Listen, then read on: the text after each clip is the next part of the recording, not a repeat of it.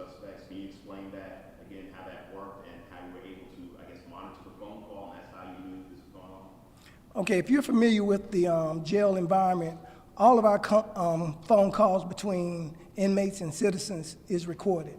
So we utilized our internal intelligence unit to start to review calls that would have been made by those particular inmates, or just calls that were made out of that particular pod, which is a normal standard operating procedure. DeKalb County just opened up the new real-time crime center. Did that play a role in this search? And if it did, was it an effective role? In this particular instance, the components of having the U.S. Marshals involved, it didn't, necessitate us using the real-time communication center. So we didn't utilize it this time, but we expect in the near future, in any incident that we have, we'll be using it. But the fact that our federal partners needed to be brought into this, it was more along the operation of the federal partners and us. What was the clue that the infrastructure was compromised?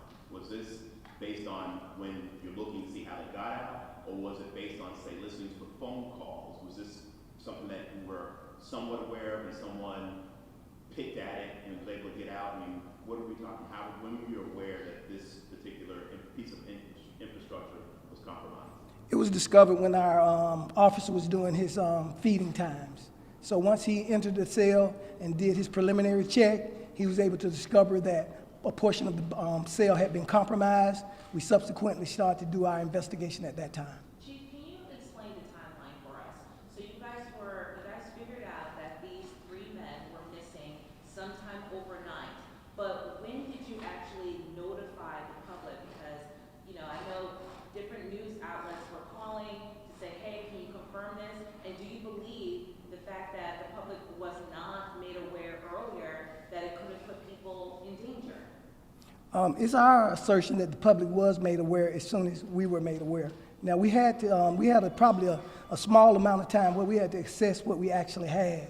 You just can't go out there and start to sound the alarm without figuring out what you have.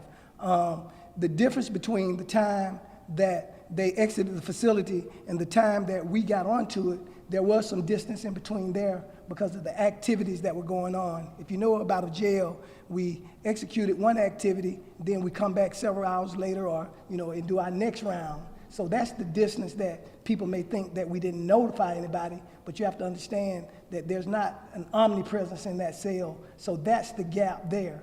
Then once we realized in that amount of time that they were out or that they subsequently were missing, then we had to figure out if they were still in the building somewhere, and then figure out, once we figured out they had exited the building, then that's when we went forward with alerting the public.